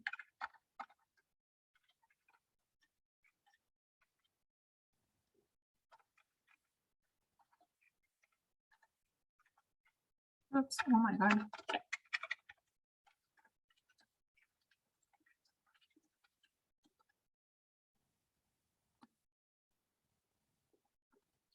For 2017, you have a tax, well, an income loss of $1.3 million. So you're gonna want to carry it back to what you paid in taxes for 2016. So what's gonna happen? You're gonna first have an income tax receivable to current tax benefits. That's gonna be for the 2016 tax that you paid. And that's going to be exactly the amount that we calculated here, actually. So it's not that bad that you did. Your balance of your loss carry forward is going to be 1.3 million minus 480,000. So your taxable income here. So the reason why I'm using the income and I'm not really playing too much with the tax rates is because the tax rate changes. So it's kind of hard to figure out what's your balance if you're just looking at it as an after-tax effect.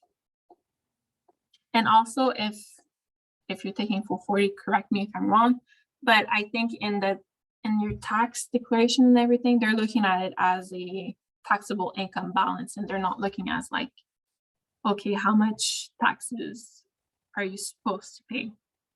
If that makes sense. So I have a balance of my loss of 820,000 that I want to come and carry forward into the future years. That creates a deferred tax asset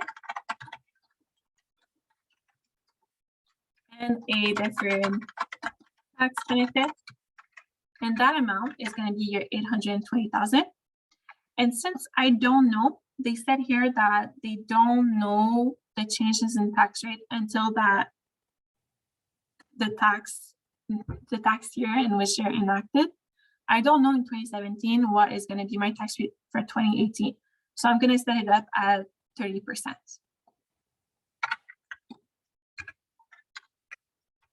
The 820K come from where?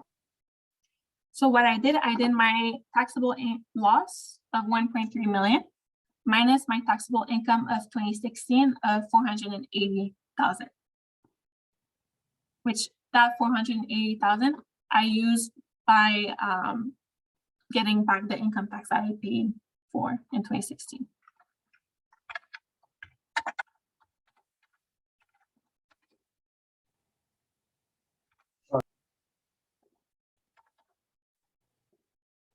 in 2018, the tax rate changed. So I want to come and adjust these two accounts to reflect the tax change.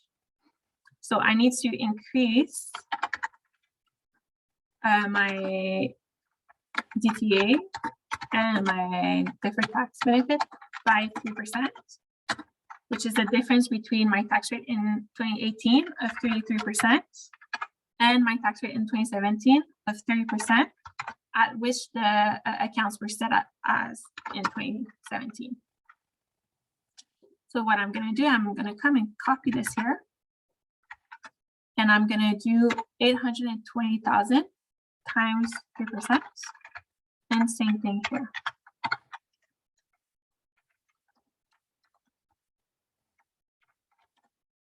Um, 33% minus 30%.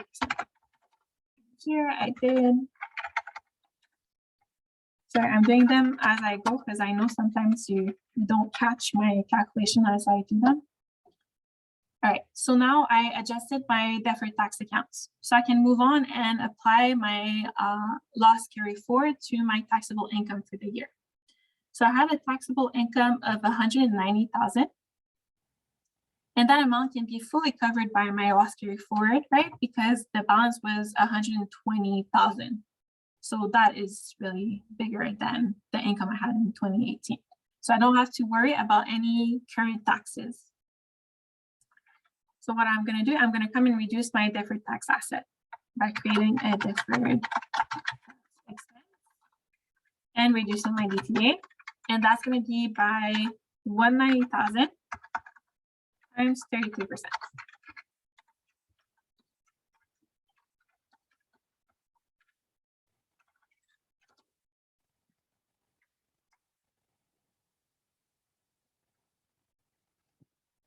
That's it for requirement 1.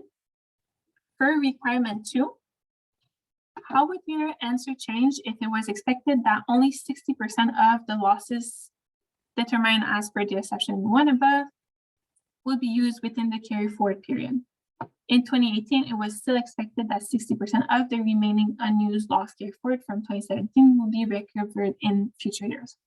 So here, what it's saying is that the 820,000 that we found here, we don't think that we're going to be able to use the full amount in future years. We think that we're only going to be able to use 60% of that amount. So when I'm going to be setting up my deferred tax asset, I need to, instead of doing times 100%, that we didn't do here, but we're going to do times 60%. So we'll redo the entries.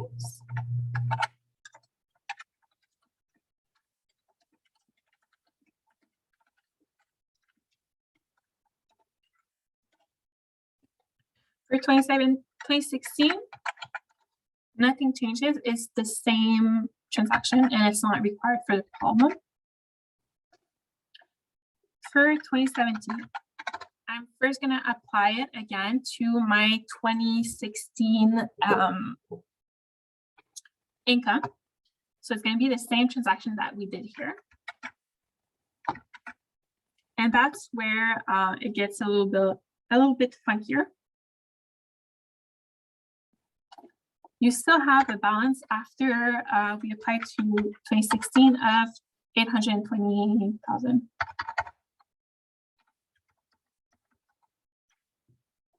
You still have the same balance that you can carry forward, but they say that only 60% were able to carry forward. So the amount that we're going to base our calculation on is actually 820,000 times 60%.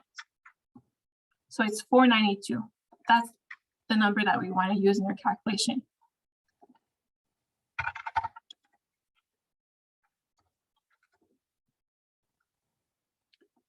So when I'm going to do my transaction, set up my deferred tax asset,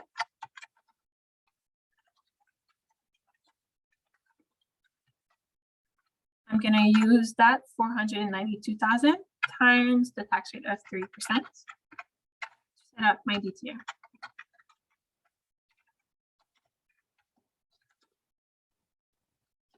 And in 2018,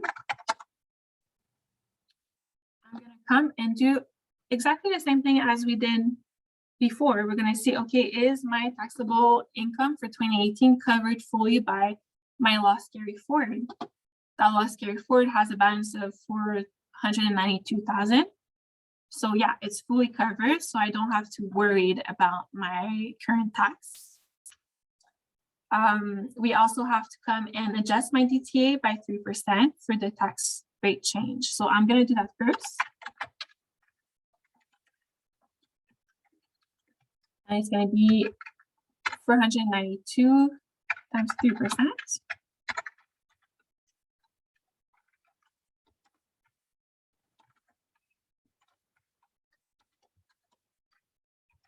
And then I'm going to come and apply it to my taxable income and reduce my DTA. It's going to be 190,000, my taxable income, times 33%. That amount doesn't change from previously. It's more going to be when you get to a balance that is like when your accumulated net taxable income gets to be bigger to 495,000 and 92,000, then you're going to have to start and pay a current tax. So you're going to be paying current tax a lot faster this way than before, because you don't have as much as a loss carry forward. Oops. For this section, ignore the amount of taxable loss given in the problem for 2017. Instead, now assume that Congress decided that it was possible all of the losses would be used within the carry forward period, and that in 2017, they correctly set up an asset of 244,000 to recognize this loss carry forward after carrying back the maximum loss possible to 2016. Also assume the 2018 tax rate was known in 2017. How much was the taxable loss in 2017? How much was the accounting loss in 2017? So what they want you to do is to work backwards. You know the DTA here that was set up was 244,000. So you want to know, okay, so how big was the loss? So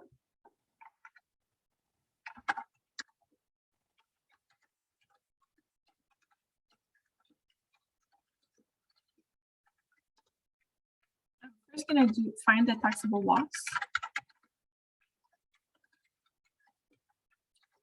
So we know that the DTA was 244,000.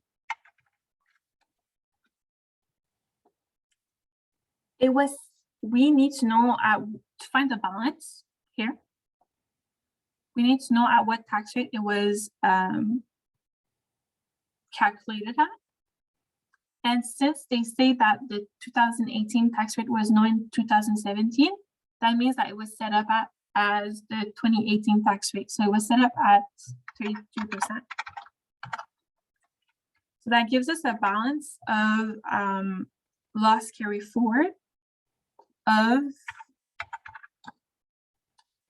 739,394. To this amount, we applied the loss carry back of 2016, which was 480,000. So that gave us a taxable income loss for 2017 of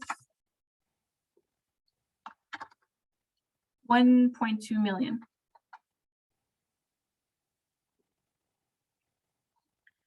Then I'm gonna put them actually as a negative because they're loss amounts, just so we don't get confused when we get to your accounting income. Then they want us to go to our accounting income. So if we start from our taxable income loss of 2017, which was here, we had only a temporary difference of 100,000 of depreciation, which we added back to your taxable income. So here what happened is that it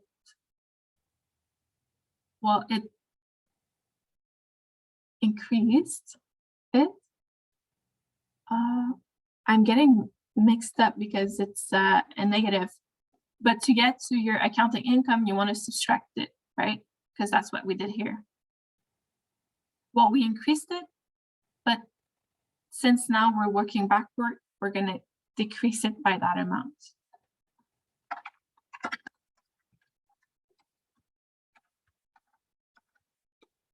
So my accounting income for 2017 was $1,319,394. Any questions for this problem?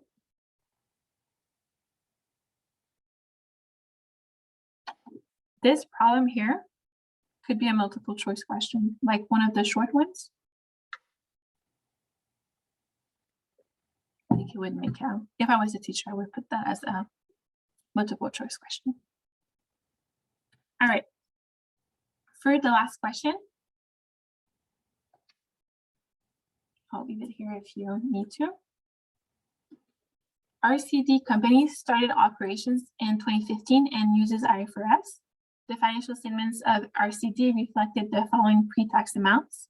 So you have the income statement and the balance sheet, sum of the balance sheet.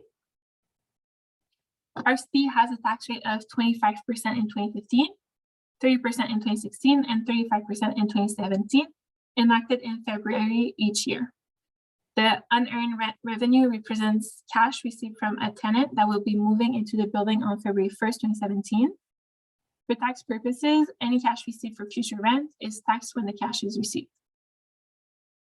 RCD claimed capital cost allowance for tax purposes of $11,000 in 2015, $32,000 in 2016, and $33,500 in 2017. In 2015, RCD sold off an excess parcel of land for an amount of $100,000, generating a profit of $40,000. The receipt of cash from the sale was 30% down payment, with the balance being 40% in 2016 and 30% in 2017. Revenue in 2016 includes dividends received from taxable Canadian corporations of $2,000 and is not taxable. So first, we're going to calculate all the tax journal entries, then what's going to be reported on the balance sheet and the income statement. So I'm going to start first with my reconciliation table. Also, they uses IFRS, so it's the deferred tax method. So I'm gonna do 2016, I think. It's the journal entry for 2016. So I just need to do it for 2016. So my pre-tax accounting income for 2016 is $26,000.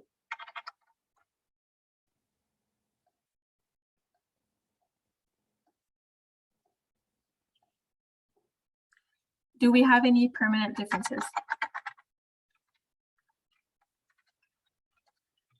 For 2016.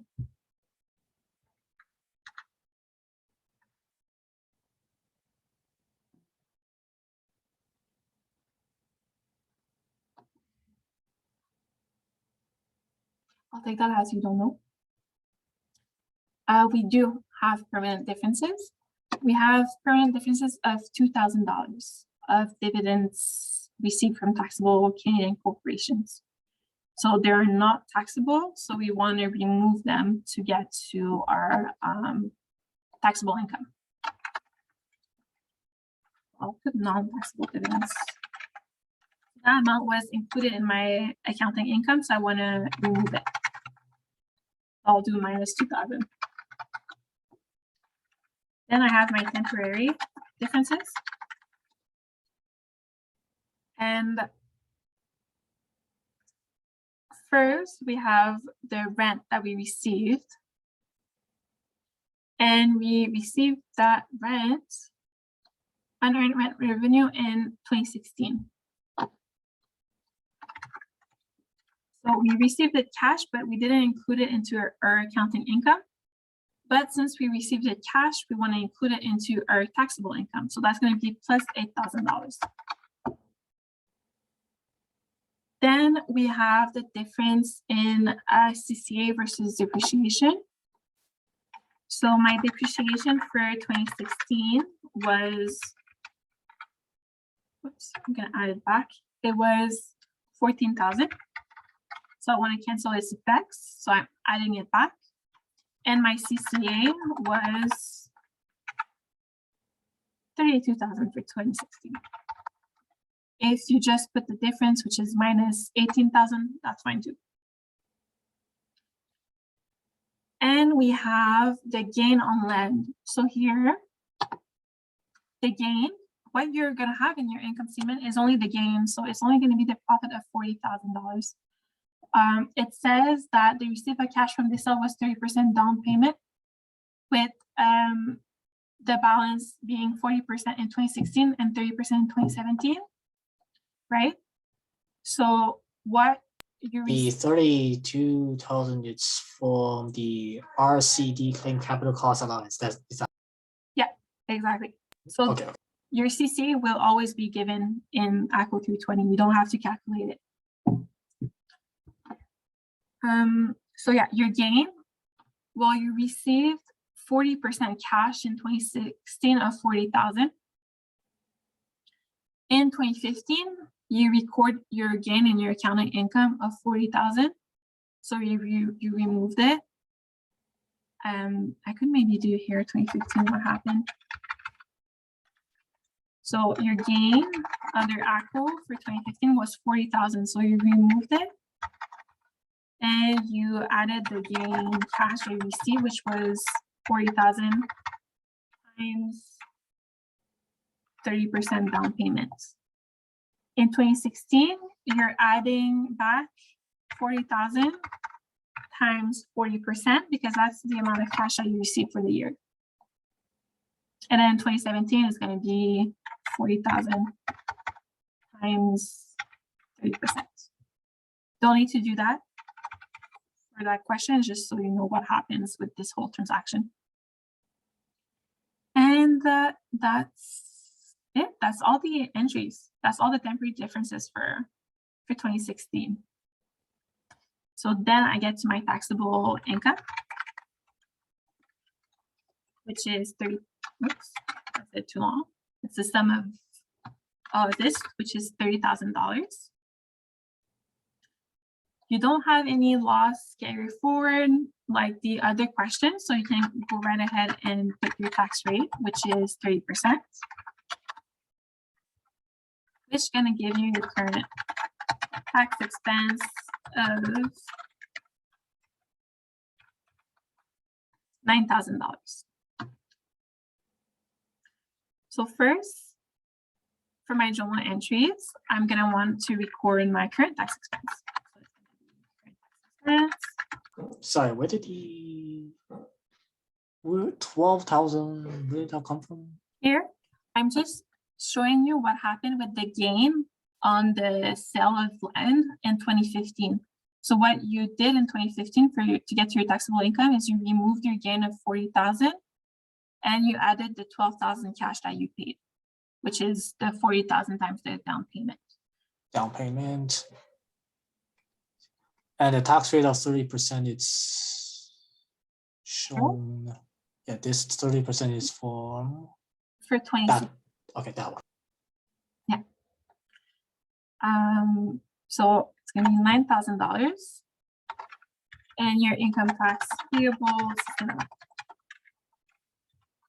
Then we're gonna come and record all our temporary differences. And do we know? We don't know the rate of 35% in advance because we only know them February each year. So I'm going to set up all my different tax accounts at 30%.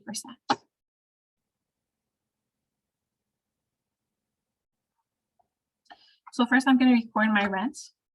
So my rent increases my taxable income. So it's positive.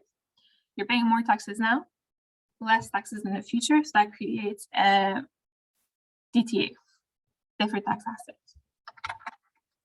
and that goes to your different benefit. The amount is your 8,000 times your tax rate of 30%.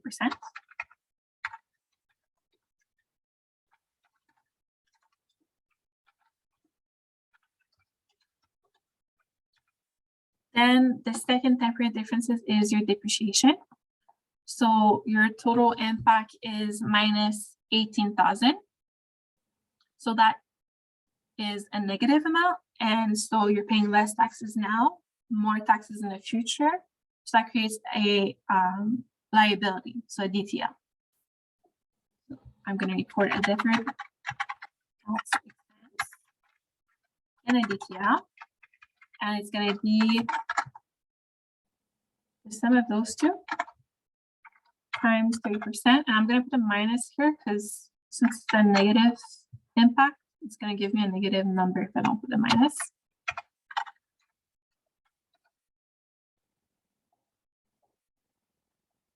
So I did 30K minus 14K times 3%. That's for depreciation versus CCA. And my last impact is my gain that I received cash. So I received 16,000 in 2016. So that increased my taxable income, paying more taxes now, less taxes in the previous year. So here you have to be careful because before you set up a deferred tax liability in 2015 because the impact reduced your taxable income. So you were paying less taxes this year and more taxes in future years.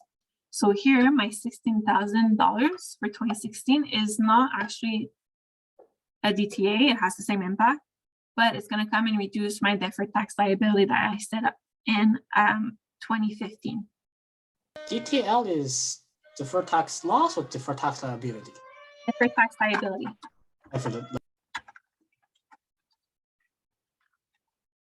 So here I'm going to come and debit my DTL and credit my deferred tax benefit. And the amount is going to be 16,000 times 3%.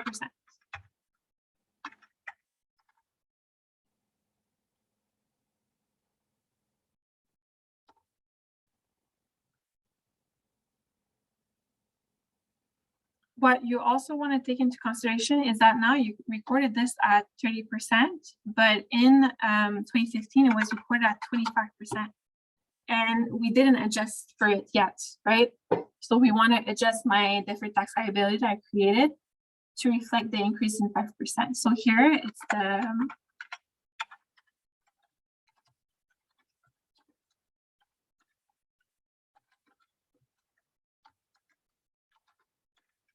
so I'm going to come and increase my deferred tax liability by 5%. So it's going to be deferred tax expense to DTL. The amount is going to be 40,000 minus 12,000 times 30% minus 25%. So 28,000 times 5%. So here it was to adjust my DTL balance from 2015 to reflect the tax rate change in 2016.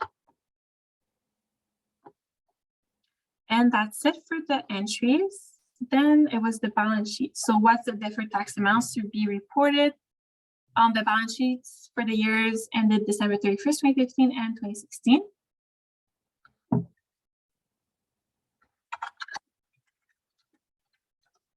So for 2015, I'm sorry, where did the 48K come from? this year, it is 16,000. So my cash that I received in 2016 times the tax rate of 30%.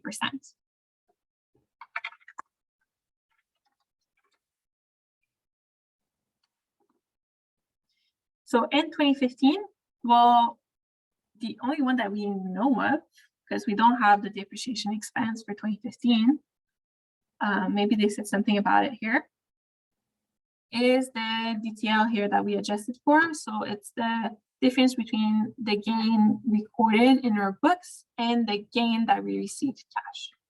So my balance for 2015 is before the adjustment here. So it's the 40,000 minus 12,000 times the tax rate of 2015 of 25%.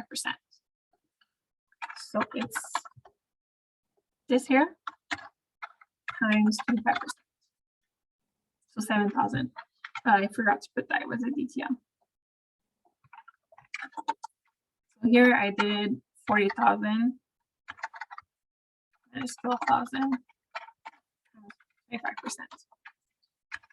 In 2016, I'm gonna net out all my temporary differences. You can do that by calculating them one at a time. So see, okay, my DTA, I have that much.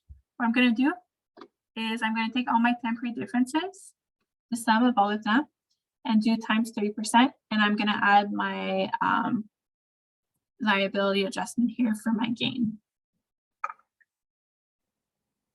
So I don't know yet if it's a DTL or DTA.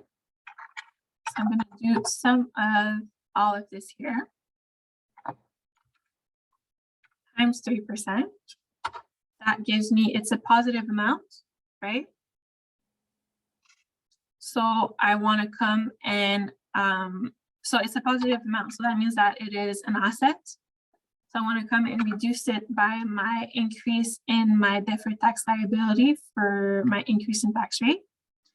And I also want to come and reduce it by my balance in 2015 of DTL of 7,000. So that creates a DTL of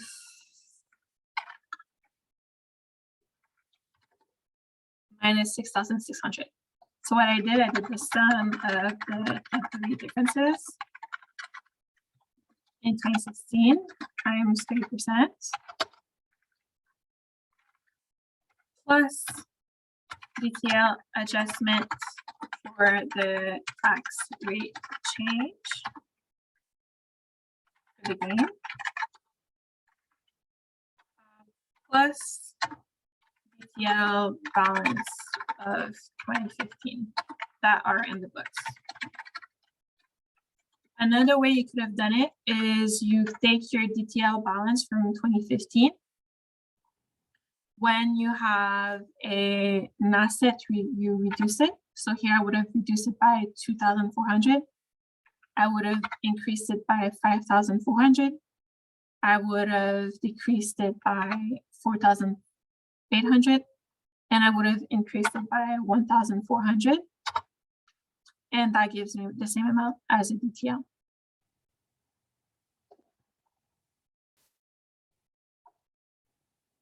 Simon, are you okay for the numbers? Yeah, I'm just writing it down.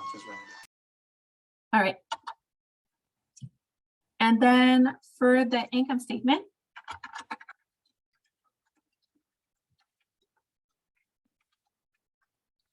we start with income before taxes, which we know was 26,000. Then we're gonna have our taxes, and it's split between our current and our deferred tax benefit. So my current amount was what we recorded here, so the 9,000. And my deferred tax benefit. So every time I have a deferred tax benefit, I put it as a plus. And when I have an expense, I put it as a minus.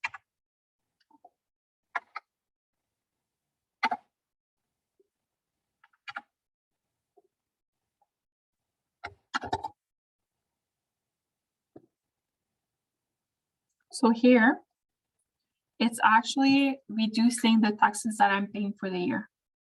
Well, in future years, I'm gonna have less taxes to pay. I'm gonna have $400 less taxes to pay due to their temporary differences in 2016. That gives me a net income of $17,400. And that's it. Any questions? Yeah, can you just go back to deferred tax benefit? How the numbers, the just symbols number. Yeah.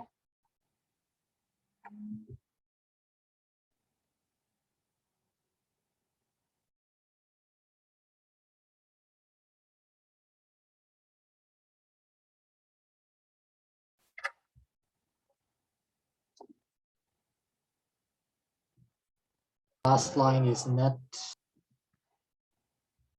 The last line at the end. At the end. This here, Net. the sum of my income before taxes and my tax impacts during the 2016.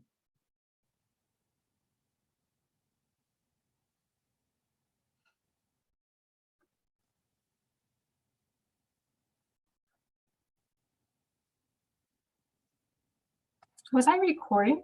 Okay. Yeah, you're still recording. Can you go back to question 1, the last part? The balance sheet. Yeah, the balance sheet. Yes, here. Do you want me to type it out on Excel instead of the solution here?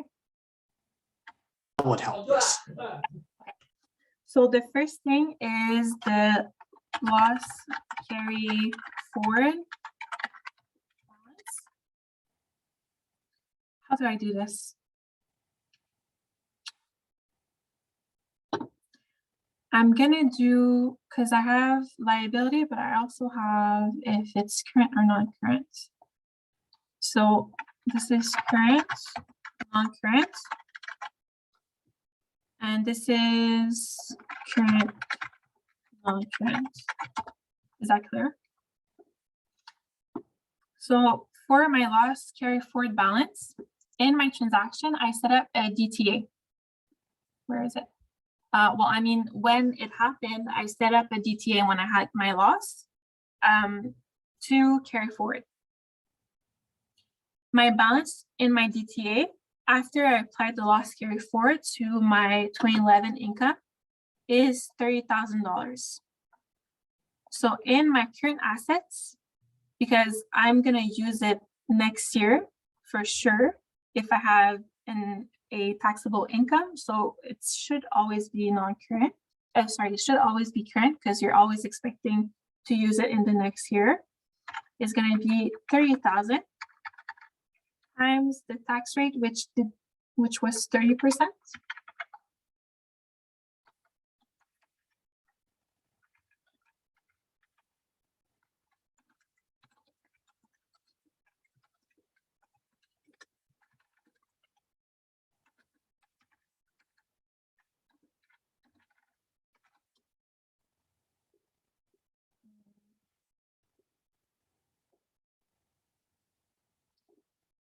Then in my DTAs and DTL, in my transactions, I set up an asset for my warranties of $1,500.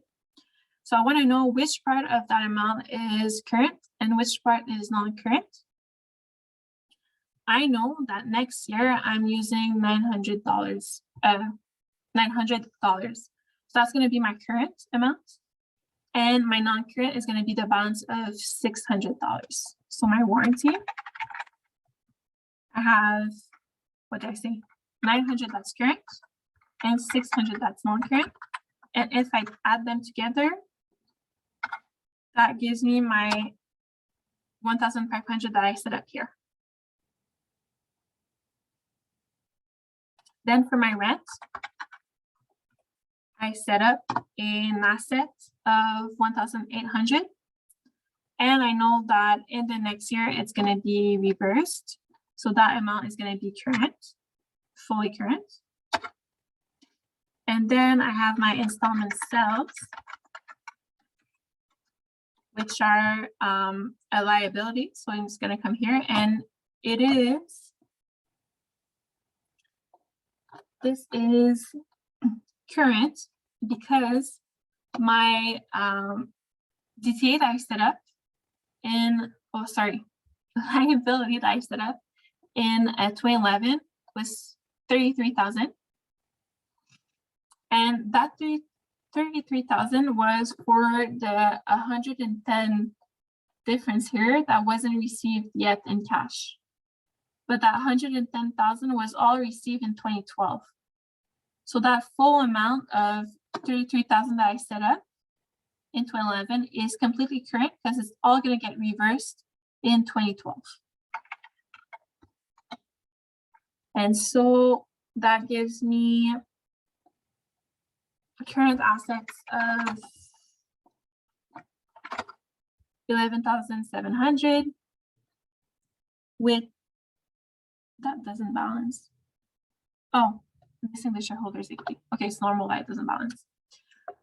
So my total assets would be 12,300 and my total liabilities would be 33,000.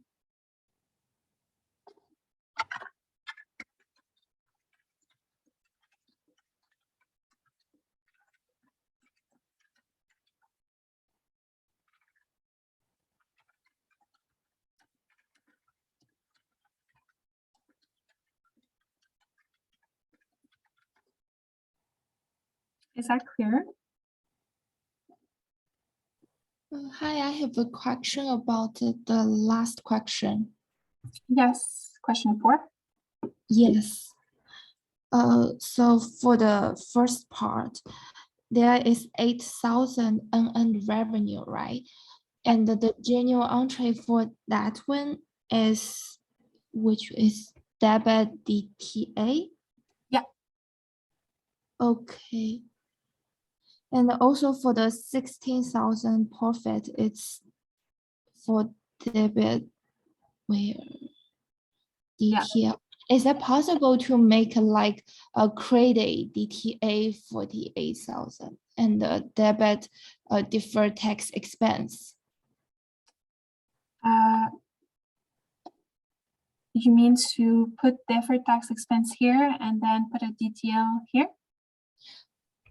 No, I mean put the debit deferred tax expense and the credit DTL. For the 8,000 or for the For the 24,000 will be like that, and for the 48,000 will be debit deferred tax expense credit DTA. 48,000. no. For the 8,000, since you're setting it up and it's the first year that is happening, you're setting up an asset because the impact in future years is going to be to reduce the income. So since you set up an asset, the other leg of that journal entry is a tax benefit. For the gain here, you could have put DTA because at the end, your DTA and DTL accounts in your balance sheet, they cancel each other.